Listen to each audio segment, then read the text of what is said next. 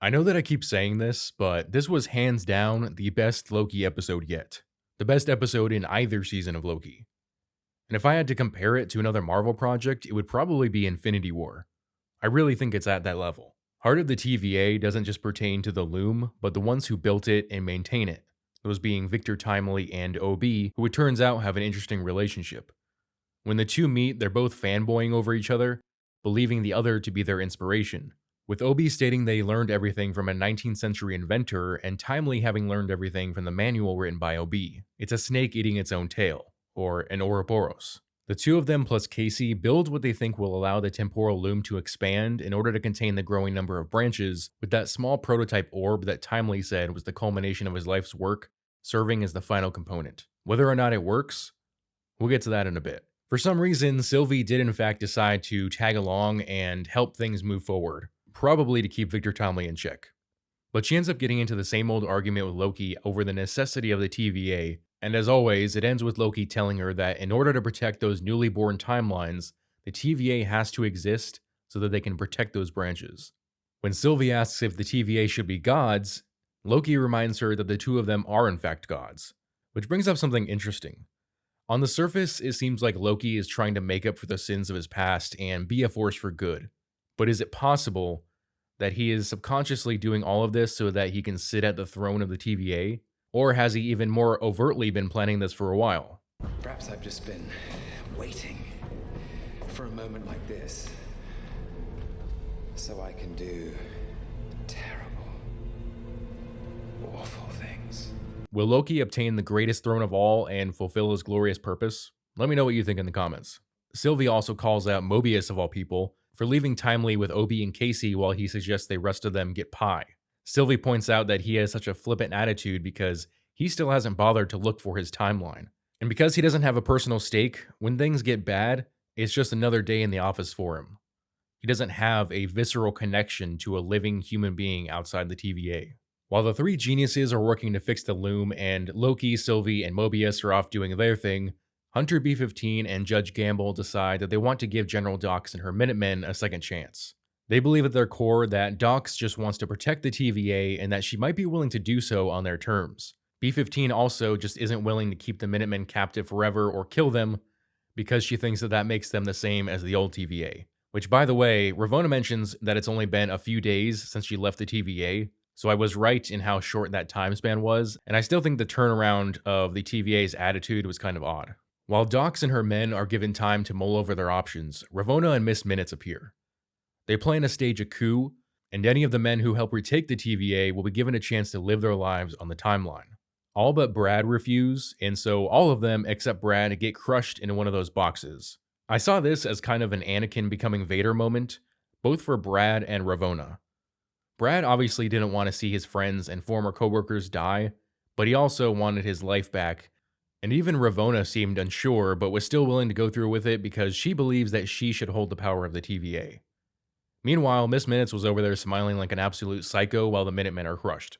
While OB is attempting to test out the new throughput accelerator, I think it's called, he realizes that none of the TemPads work because Miss Minutes has taken over the whole system.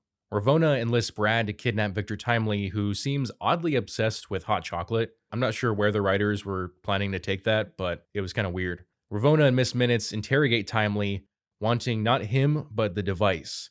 Meanwhile, Loki and Sylvie are searching for Victor, but Miss Minutes is trying to slow them down. So Sylvie gets stuck in an elevator, and Loki is forced to take the stairs until he gets to the floor that Sylvie is on, and suddenly sees himself. He sees himself looking at the elevator, hears the phone ringing, and sees Sylvie open the elevator. Realizing that this was the moment from the past, which we saw in episode 1, he prunes himself so that he'll reappear in the past and have his temporal aura removed, which again will lead him to this moment.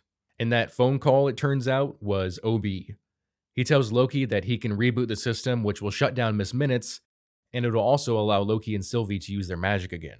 As Miss Minutes is being shut down, she tells Victor, "You'll never be him." So I guess she's already given up on him becoming a version of He Who Remains. Meanwhile, Sylvie uses her magic to take Brad's mind and force him to prune Ravonna, which I did not see coming. We know she's not dead. She's in the void, but still. Despite all the tension that was building in this episode, things seem to be working out for the heroes in the end. The plot thread from episode 1 has come to an end, as Obi and Timely have built a device to fix the loom, and Timely will serve as the temporal aura needed to open the blast doors. They're still debating who should wear the suit and go out there, though, and like I said in episode 1, it should be Loki. He's an Asgardian, so is Sylvie for that matter. They'll age much slower than the humans in the room. But Victor Timely decides that it should be him, and he turns into spaghetti just like Ant-Man did in Quantumania as soon as he walks through the door. Unlike Scott Lang, however, Victor Timely was not using the power of love, which as we know is the greatest power in the universe. And because Victor failed, the temporal loom explodes and everything fades to black. In a moment very reminiscent of the moment where Thanos snaps and Thor looks on in horror when he realizes that he wasn't able to save the day, so too does Loki look on as the entire multiverse seems to end. I'm honestly surprised that this is how they ended episode 4. Does this mean that the next 2 episodes can only be better? Or did the writers set themselves up for the same pitfall as every Disney Plus series, where poor pacing kills the momentum of the show? I was surprised by a lot of things in this episode. Dox being killed, Ravonna being pruned, the temporal loom exploding, and especially Timely dying. I was really getting curious about his character. It felt like at any moment he could turn evil, but then there's the moments where he gets overly excited about hot cocoa.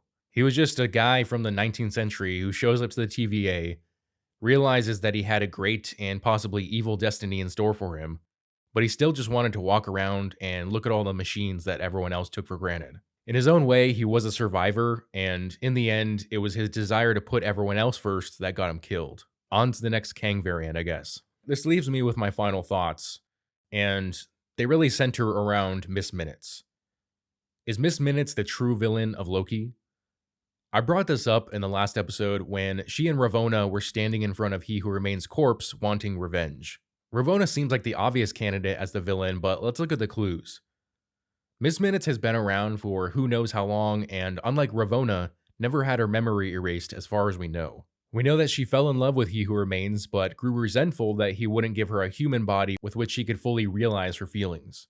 She shares with Ravonna the moment that Loki heard on a recording, where Ravonna truly believed that she and Kang would be partners, until he tells Miss Minutes to activate Protocol 42, which erases the memory of Ravonna and all other TVA members. So we know she has access to that recording, which is important because other than her, the only 2 people who would know about that moment are He Who Remains and Ravonna. So how did it end up at the TVA for seemingly anyone to walk into that room and listen to?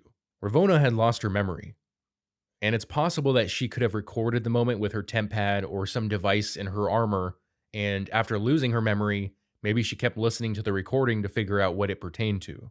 He Who Remains could have also recorded it, but if he didn't want her to remember, he wouldn't have put the recording in the TVA. So to me, Miss Minutes seems like the most likely culprit. But why? Well, maybe her resentment was strong enough that she started sowing the seeds for He Who Remains' demise for a while. Maybe she wanted Ravonna to find the recording so that she would always harbor some skepticism about the TVA. Enough that when Loki and Mobius opened the can of worms, she would seek out He Who Remains herself. Which would be useful for Miss Minutes, because she wanted to find a replacement, one that she could love and convince to give her a body, but she knew that she would need Ravonna. She sensed that every Kang variant held romantic feelings for Ravonna, plus she's a flesh and blood woman, 2 qualities that would help convince an alternate reality Kang to come with them to the TVA. But as soon as Victor Timely acquiesced, she convinced him to abandon Ravonna, only to team up with her again after Timely rejected her.